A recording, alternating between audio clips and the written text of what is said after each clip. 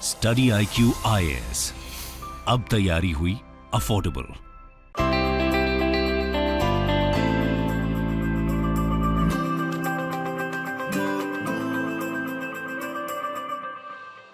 नमस्कार दोस्तों, करंट के जियोपॉलिटिकल सिनेरियो में अगर आप देखोगे तो ब्रिक्स की अपने आप में एक बहुत बड़ी महत्वता हो गई है। इसका कारण यह है कि जिस तरह के देश इसके अंदर शामिल हैं, क्योंकि एक तरफ आप देखिए चाइना और रशिया काफ़ी ज़्यादा क्लोज हैं, भारत और रशिया ये भी दोनों क्लोज हैं, लेकिन यहाँ पर भारत चाइना की आपस में बनती नहीं है। भारत यूएस के साथ क्लोज है, चाइना रशिया का यूएस के साथ कुछ बनता नहीं है। तो ये जो पूरा एक डायनामिक आपको देखने को मिलेगा, इसकी वजह से इसके जो समिट होते हैं वो काफ़ी इंपॉर्टेंट हो जाता है। और इसी को देखते हुए अभी 14th जो समिट है वो खत्म हुआ है। 23 और 24 जून को ये पूरा समिट होना था, वर्चुअल होना था। चाइना के द्वारा ये पूरा समिट कंडक्ट कराया गया था और इसी के अंदर बहुत सी ऐसी चीजें हुई हैं जिसके बारे में हम डिस्कस करेंगे। और उसमें एक इंपॉर्टेंट चीज ये है, ये आप देख सकते हो कि रशिया के जो प्रेसिडेंट हैं व्लादिमीर पुतिन, उनके द्वारा काफी बड़ा अनाउंसमेंट किया गया है कि बहुत ही जल्द काफ़ी सारे जो इंडियन रिटेल चेन्स हैं, जो सुपरमार्केट होते हैं, वो रशिया के अंदर आने वाले हैं। अब ये स्टेटमेंट बड़ा इसलिए हो जाता है क्योंकि इस समय आपको पता है रशिया के ऊपर सैंक्शंस लगा हुआ है।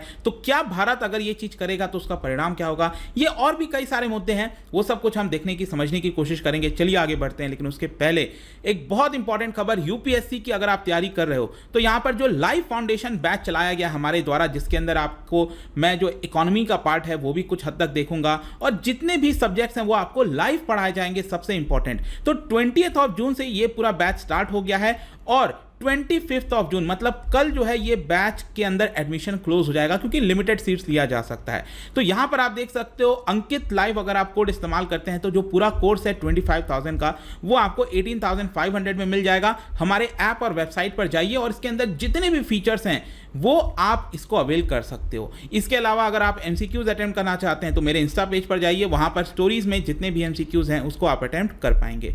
चलिए शुरुआत करते हैं और सबसे पहले देखते हैं एग्जैक्टली अभी हो क्या रहा है। देखिए जो मेंबर कंट्रीज हैं ब्रिक्स के, Brazil, Russia, India, China, south Africa, उनके द्वारा यहां पर एक डिक्लेरेशन इशू किया गया और सबसे महत्वपूर्ण चीज अगर हम देखेंगे विश्व में इस समय वो है रशिया यूक्रेन का वॉर। तो ये जो पूरा वॉर चल रहा है इसका जल्द से जल्द पीसफुल रेजोल्यूशन हो, इसको लेकर एक डिक्लेरेशन साइन किया गया है ब्रिक्स कंट्रीज के द्वारा। और यहां पर ब्रिक्स कंट्रीज ने यह भी कहा है कि जो सॉवरेनिटी और टेरिटोरियल इंटीग्रिटी है सभी राज्यों की, सभी कंट्रीज की, वो यहां पर पीसफुल तरीके से रिजॉल्व होनी चाहिए। और इसके अंदर आप देख पाओगे ये भी बोला गया है कि हर एक देश ने अपना जो स्टैंड है वो यूएनएससी के अंदर, यूएनजीए के अंदर रख दिया था। आप देखते ही होंगे कि लगातार जो सिक्योरिटी काउंसिल है या फिर जो असेंबली है यूनाइटेड नेशन की, वहां पर भारत अपने बयान को देता रहता है। तो उस चीज को दोहराया नहीं गया, लेकिन बोल दिया गया कि सभी कंट्रीज ने अपना जो स्टैंड है वो यूएन के अंदर ऑलरेडी रखा हुआ है। हाँ, सभी कंट्रीज ने यहां पर जरूर कहा है कि यूक्रेन के अंदर जो ह्यूमैनिटेरियन सिचुएशन आ रखा है उसको हमें किसी प्रकार से टैकल करना होगा और जो बेसिक प्रिंसिपल्स ऑफ ह्यूमैनिटी होती है उसका ध्यान रखना होगा। तो कहीं ना कहीं आपको दिख रहा होगा कि रशिया के प्रेजेंस के बावजूद भी इस पूरे समिट के अंदर जो यूक्रेन का बातचीत है वो आपको देखने को मिला है। मैं इसके ऊपर और आऊंगा, लेकिन सबसे पहले जब मैं बात करता हूं ब्रिक्स की, तो ब्रिक्स के अंदर टोटल 5 कंट्रीज जैसा कि आप देख सकते हो यहां पर, Brazil, Russia, India, south Africa और चाइना। बेसिकली इसकी शुरुआत होता है 2009 से, लेकिन इसका जो नाम है ना ब्रिक्स, सबसे पहले ब्रिक था, BRIC, S नहीं था। तो 2001 में जो चेयरमैन है गोल्डमैन सैच के, उनके द्वारा इस नाम को कॉइन किया गया था। आगे चलकर पहली बार 2009 में इसका समिट होता है रशिया के अंदर, लेकिन उस समय साउथ अफ्रीका नहीं होता। साउथ अफ्रीका जो है वो 2010 में शामिल होता है और इसीलिए इसका जो नाम है वो ब्रिक्स हो जाता है। और ये किस प्रकार का ऑर्गेनाइजेशन है? Economic and political regional organisation है और इसके अंदर टोटल 5 कंट्रीज, ये आपको यहां पर ध्यान रखना है। अगर मैं इसके इंपॉर्टेंस की बात बताऊं तो आप देख सकते हो करीब 30% एरिया विश्व का अकेले ब्रिक्स देशों के पास है। अगर हम जीडीपी के टर्म्स में बात करें 22% हिस्सा आपको इनके पास देखने को मिलेगा। पॉपुलेशन के टर्म में 41% हिस्सा, सिर्फ 5 देश, जस्ट इमेजिन पूरे विश्व का, इनका एक अपने आप में बहुत इंपॉर्टेंट प्लेस हो जाता है। और इसकी वजह से यहां पर अलग अलग समिट्स देखने को मिलते हैं और आप देख पाओगे जो लास्ट वाला समिट था वो हुआ था 13th ब्रिक्स समिट और ये भारत के द्वारा कराया गया था। और ये वाला जो 14th है वो चाइना के द्वारा कराया गया, लेकिन जाहिर सी बात है ये वर्चुअल मोड में हुआ है। अब मैं एक एक करके बताता हूं लीडर्स के द्वारा क्या बोला गया। सबसे पहले प्राइम मिनिस्टर मोदी ने जो मेन फोकस किया था वो ये था कि पोस्ट कोविड के बाद, मतलब कोविड के बाद जो इकोनॉमिक रिकवरी है उसको और ज़्यादा कैसे स्ट्रेंथन किया जा सकता है ब्रिक्स देशों के द्वारा।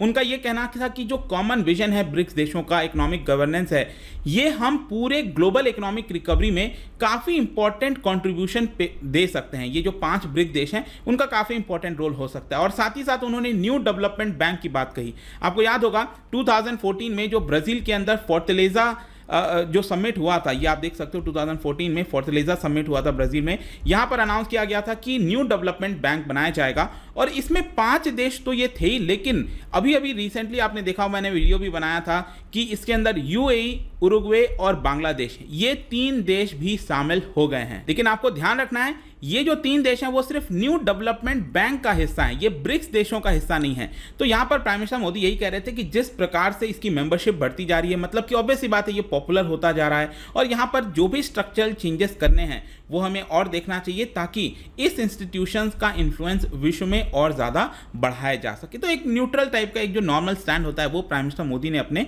स्पीच में दिया। जहां तक चाइना का बात है तो जो शी जिनपिंग है उन्होंने यहां पर बेसिकली कोल्ड वॉर मेंटालिटी के बारे में बात किया। वो ऑब्वियस सी बात है, कोल्ड वॉर वो अटैक कर रहे थे जो वेस्टर्न कंट्रीज हैं उनको, उनके पावर पॉलिटिक्स को, और उनका बेसिकली यहां पर यही कहना था कि अगेन जो चाइना के द्वारा कहा जाता है कि आपस में एक दूसरे को सपोर्ट करिए, ग्लोबल सिक्योरिटी इनिशिएटिव चाइना चाहता है कि चालू किया जाए तो वो स्टार्ट होना चाहिए। और साथ ही में चाइना ने यूक्रेन का भी जिक्र किया और ये कहा, देखो यूक्रेन का जिक्र ऐसा नहीं कि रशिया को डांटने के लिए किया, कोई रशिया को जो है नीचा दिखाने के लिए, ऑब्वियस बात है चाइना ऐसा नहीं करेगा, लेकिन यूक्रेन का जिक्र चाइना ने बेसिकली इस कॉन्टेक्स्ट में किया कि विश्व भर में जो सप्लाई चेन में प्रॉब्लम आ रखी है, कमोडिटी के प्राइसेस बढ़ रखे हैं, उसमें यहां पर उनके द्वारा जिक्र किया गया है। ये तो 2 इंपॉर्टेंट देश हो गए। और जो तीसरा इंपॉर्टेंट देश है रशिया, इसके अंदर उनके जो प्रेसिडेंट है व्लादिमीर पुतिन, देखिए उन्होंने जो डायरेक्ट अटैक किया है इस पूरे समिट में यूएस के ऊपर, यूरोपियन कंट्रीज के ऊपर, और जो फाइनेंशियल मैकेनिज्म का प्रयोग करके रशिया के ऊपर सैंक्शंस लगाए गए हैं,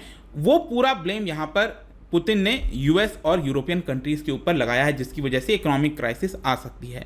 और यहां पर उनका यही कहना था पुतिन का कि ये जो ब्रिक्स देश हैं उनको आपस में सेल्फिश एक्शन ना लेते हुए, आपस में वेस्टर्न कंट्रीज को दरकिनार करते हुए अपने आप में कोऑपरेट करना चाहिए, क्योंकि ये 5 देश अगर हम साथ में रहेंगे तो जो वेस्टर्न कंट्रीज हैं उनको हम काफ़ी हद तक टैकल कर सकते हैं, ऐसा पुतिन का कहना था। लेकिन जाहिर सी बात है कि यहाँ पर पुतिन चाहते हैं कि जिस प्रकार से सैंक्शंस लगा है और जो वेस्टर्न कंट्रीज व्यापार नहीं कर पा रहे, तो ये एटलीस्ट चाइना और भारत उनके साथ खड़े रहें।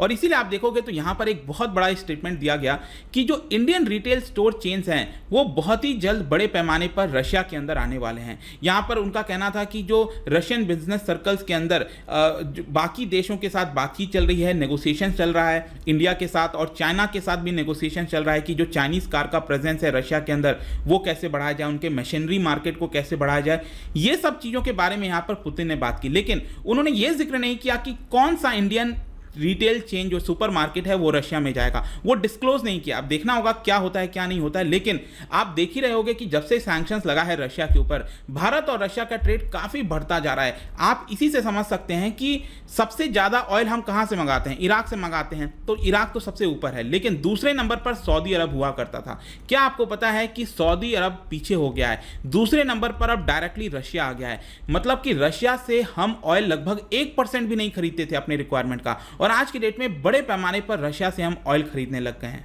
तो बेसिकली यहां पर कहने का मतलब यह है कि पुतिन फोकस कर रहे थे कि जो ट्रेड है भारत, चाइना, रशिया के बीच में वो और ज्यादा तेजी से बढ़ता रहे। उनका यह भी कहना था कि रशियन आईटी जो कंपनीज हैं वो अपने एक्टिविटीज को भारत में बढ़ा रही हैं, साउथ अफ्रीका में बढ़ा रही हैं। और ये सब तो छोड़िए, अभी आपको क्या पता है कि स्विट्जरलैंड ने रशिया से गोल्ड इंपोर्ट कराया। जी हां, मतलब कि यहां पर ऑलरेडी सैंक्शंस लगा हुआ है, लेकिन उसके बावजूद भी आप देख पाओगे 3 टन्स ऑफ गोल्ड जो है वो रशिया से शिप किया गया स्विट्जरलैंड में मई के महीने में। तो ये सब भी आपको यहां पर देखने को मिल रहा है। लेकिन एक चीज बताओ, अगर ये सारी चीजें करनी है, ट्रेड बढ़ाना है, तो कैसे ट्रेड होगा? अल्टीमेटली आपको करेंसी चाहिए, और इसके लिए यहां पर पुतिन ने भी एक और बड़ा ऐलान कर दिया और ये कहा कि जो ब्रिक्स देश हैं, ब्राजील, रशिया, इंडिया, चाइना और साउथ अफ्रीका, वो एक साथ काम कर रहे हैं ताकि एक नया ग्लोबल रिजर्व करेंसी बनाया जा सके। अब आपको पता होगा कि आज के डेट में किसी भी देश के अंदर जो फॉरेक्स रिजर्व होता है ज़्यादातर कौन से करेंसी में रखा जाता है, डॉलर में रखा जाता है, काफ़ी ज़्यादा प्रचलित है। तो यहाँ पर एक नया ग्लोबल रिजर्व करेंसी बनाया जाए ताकि जिस तरीके से डॉलर के ऊपर बैन लगाकर रशिया के ऊपर बैन लगाया गया है ताकि डॉलर में वो ट्रेड नहीं कर सकता है, क्योंकि जाहिर सी बात है ना, अगर आप डॉलर में ट्रेड करोगे तो यूएस को तुरंत पता चल जाएगा वो यूएस की करेंसी है, राइट। तो क्योंकि उसी के माध्यम से जो भी होना है वो घूमता हुआ पैसा जाएगा, तो इसकी वजह से एक नया ग्लोबल रिजर्व करेंसी बनाया जाए, ऐसा यहां पर पुतिन ने अनाउंस किया। अब किस तरह से होगा, क्या शेप होगा, वो तो देखने की वाली बात होगी। उसमें जो रूबल है रशिया का, उसका कितना हिस्सेदारी है, चाइना का जो युआन है क्या उसमें हिस्सेदारी होगी, भारत का रूपी का क्या हिस्सेदारी होगा, वो अब देखने वाली बात होगी। लेकिन जस्ट एक अनाउंसमेंट यहां पर पुतिन के द्वारा जो है कर दिया गया। और इसके साथ साथ उन्होंने ये भी बोला कि एक ऑल्टरनेटिव मैकेनिज्म बनाने की कोशिश की जा रही है कि जो भी आपस में देश ट्रेड करेंगे उसमें हम पेमेंट कैसे कर सकते हैं। यहां पर कोशिश ये भी है कि जो लोकल करेंसीज है, जैसे कि अगर भारत और चाइना के बीच में ट्रेड हो रहा है या फिर भारत रशिया के बीच में ट्रेड हो रहा है, तो उसमें यहां पर रूपी और रूबल का क्या इस्तेमाल किया जा सकता है, मतलब डॉलर को साइड किया जाए। इस तरह की अब कोशिश जारी है। तो ये सब कुछ इंपॉर्टेंट चीजें हुई। और एक और चीज यहाँ पर जो इंडिया का रोल रहा है यूएनएससी के अंदर, आपको पता है कि यूनाइटेड नेशन सिक्योरिटी काउंसिल में नॉन परमानेंट मेंबर के तौर पर 2021 और 2022 2 साल के लिए भारत यूएनएससी के अंदर है। तो भारत का जिस प्रकार से रोल रहा है और ब्राजील का भी रोल होने वाला है 2022-23 में, इसको अप्रिशिएट किया गया। और जाहिर सी बात है क्योंकि यूएनएससी के अंदर टोटल 15 कंट्रीज होते हैं, जिसमें चाइना और रशिया तो परमानेंट मेंबर्स हैं ही हैं, लेकिन साथ साथ अगर ब्राजील और भारत भी उसके अंदर हैं तो वेटेज बढ़ जाता है। जो भी ब्रिक्स देश कहेंगे वो अपनी बातें मनवा सकते हैं यूएनएससी के अंदर। तो ये सारी चीज़ें को अप्रिशिएशन किया गया है। तो आई होप कि ये जो पूरा वीडियो था रिगार्डिंग जो भी कुछ हुआ ब्रिक्स समिट के अंदर आपको अच्छे से समझ में आ गया होगा। जाने से पहले एक इंटरेस्टिंग क्वेश्चन, क्या आप बता सकते हैं, अभी मैंने आपसे न्यू डेवलपमेंट बैंक के बारे में बात किया, इसमें भारत का कितना % हिस्सा है ये आपको बताना है। इसका राइट आंसर आपको पता ही है, मेरे इंस्टाग्राम पर तो मिलेगा ही, वहाँ पर अगर आप नहीं हो कोई बात नहीं, टेलीग्राम से भी ले सकते हैं इसका सही उत्तर। मैं कई सारे जो MCQs डालता रहता हूँ, स्टोरीज में आप जाकर प्ले कर सकते हो। बाकी अगर आपको PDF चाहिए तो टेलीग्राम पर आइए, अलग अलग सोशल मीडिया पर आप जुड़ पाओगे। और जैसा मैंने बताया यूपीएससी की अगर आप तैयारी कर रहे हैं, use this code Ankit live हमारे ऐप और वेबसाइट पर, वहां पर आपका इसका ऑफर मिल जाएगा। और 25 जून याद रखिएगा, कल तक ही आप इसमें एडमिशन ले पाओगे। आई होप कि वीडियो आपको पसंद आया होगा। मिलता हूं आपसे next time, till then thank you very much, see you soon. Study IQ IAS, अब तैयारी हुई अफोर्डेबल।